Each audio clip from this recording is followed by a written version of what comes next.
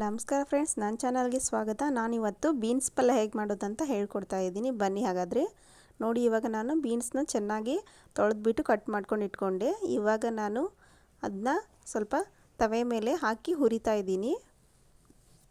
ಎಲ್ಲ ನೀರಿನ ಅಂಶ ಹೋಗೋವರೆಗೂ ಹುರ್ಕೋಬೇಕು. ಸ್ವಲ್ಪ ಎಣ್ಣೆನ ಹಾಕೋತಾ ಇದ್ದೀನಿ. ನೀರಿನ ಅಂಶ ಹೋದ್ಮೇಲೆ ಚೆನ್ನಾಗಿ ಹುರ್ಕೊಳ್ಳಿ. ಈ ಬೀನ್ಸ್ ಪಲ್ಯ, ಚೌಳಿಕಾಯಿ ಪಲ್ಯ ಚೆನ್ನಾಗಿ ಫ್ರೈ ಆದಮೇಲೆ ಟೇಸ್ಟಿಯಾಗಿ ಬರುತ್ತೆ ನೋಡಿ. ಇವಾಗ ಹುರ್ಕೊಂಡಾಗಿದೆ.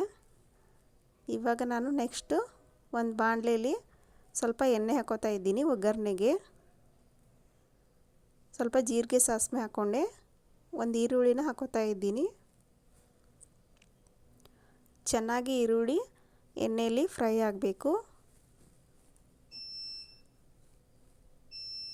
ನೆಕ್ಸ್ಟ್ ನಾನು ಸ್ವಲ್ಪ ಕರಿಬೇವನ್ನ ಹಾಕೋತಾ ಇದ್ದೀನಿ. ಕರಿಬೇವು ಸಹಿತ ಎಣ್ಣೆಲಿ ಚೆನ್ನಾಗಿ ಫ್ರೈ ಆಗಬೇಕು. ನೆಕ್ಸ್ಟ್ ನಾನು ಒಂದು ಟೊಮೆಟೊನ ಹಾಕೋತಾ ಇದ್ದೀನಿ. ಅದು ಸಹಿತ ಚೆನ್ನಾಗಿ ಫ್ರೈ ಆಗಬೇಕು. ನೆಕ್ಸ್ಟ್ ನಾನು ಸ್ವಲ್ಪ ಅರಿಶಿಣ ಪುಡಿನ ಹಾಕೋತಾ ಇದ್ದೀನಿ. ಮಿಕ್ಸ್ ಮಾಡ್ಕೊಳ್ಳಿ.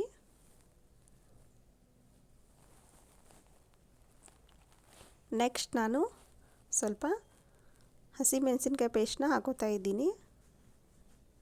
ಅದು ಸಹಿತ ಎಣ್ಣೆಲೆ ಚೆನ್ನಾಗಿ ಫ್ರೈ ಆಗಬೇಕು.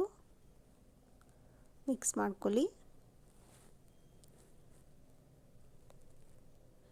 ನೆಕ್ಸ್ಟ್ ನಾನು ಸ್ವಲ್ಪ ರುಚಿಗೆ ತಕ್ಕಷ್ಟು ಉಪ್ಪನ್ನು ಹಾಕ್ಕೊಂಡೆ. ಸ್ವಲ್ಪ ಸಕ್ಕರೆನ ಹಾಕೋತಾ ಇದ್ದೀನಿ. ಎಲ್ಲ ಮಿಕ್ಸ್ ಮಾಡ್ಕೊಳ್ಳಿ. ಇವಾಗ ಬೀನ್ಸ್ನ ಹಾಕೋತಾ ಇದ್ದೀನಿ, ಹುರಿದಿಟ್ಕೊಂಡಿದ್ನಲ್ಲ ಅದನ್ನ. ಎಲ್ಲ ಒಗ್ಗರಣೆ ಮಿಕ್ಸ್ ಆಗೋ ಹಾಗೆ ಚೆನ್ನಾಗಿ ಕಲಿಸ್ಕೊಳ್ಳಿ. ಎಲ್ಲ ಮಿಕ್ಸ್ ಆಗಿದೆ. ಇವಾಗ ನೆಕ್ಸ್ಟ್ ನಾನು ಸ್ವಲ್ಪ ಗುರೆಳ್ಳು ಪುಡಿನ ಹಾಕೋತಾ ಇದ್ದೀನಿ. ಎಲ್ಲ ಮಿಕ್ಸ್ ಮಾಡ್ಕೊಳ್ಳಿ. ಇವಾಗ ಸ್ವಲ್ಪ ನಾನು ನೀರನ್ನ ಹಾಕೋತಾ ಇದ್ದೀನಿ. ಇವಾಗ ಇದು ಸ್ವಲ್ಪ ಬೇಯಬೇಕು. ಮುಚ್ಚಳ ಮುಚ್ಚಿ ಬೇಯಲು ಬಿಡಿ. ನೋಡಿ, ಇವಾಗ ಎಲ್ಲ ಬೆಂದಾಗಿದೆ. ಇವಾಗ ಬೀನ್ಸ್ ಪಲ್ಯ ರೆಡಿಯಾಗಿದೆ. ನೀವು ಇದನ್ನ ಚಪಾತಿ ಜೊತೆನೂ ತಿನ್ಬೋದು, ರೊಟ್ಟಿ ಜೊತೆನೂ ತಿನ್ಬೋದು, ರೈಸ್ ಜೊತೆನೂ ತಿನ್ಬೋದು. ನೋಡಿ, ಇವಾಗ ನಾನಿಲ್ಲಿ ಚಪಾತಿ ಮಾಡಿದ್ದೀನಿ. ನೋಡಿ, ಬೀನ್ಸ್ ಪಲ್ಯ ಚಪಾತಿ ಜೊತೆ ತಿನ್ನಲು ರೆಡಿಯಾಗಿದೆ. ನೋಡಿ ಸ್ನೇಹಿತರೆ, ನಾನು ಮಾಡೋ ರೆಸಿಪಿ ನಿಮಗಿಷ್ಟ ಆದರೆ ದಯವಿಟ್ಟು ನನ್ನ ಚಾನಲ್ನ ಲೈಕ್ ಮಾಡಿ, ಶೇರ್ ಮಾಡಿ, ಸಬ್ಸ್ಕ್ರೈಬ್ ಮಾಡಿ. Thank you.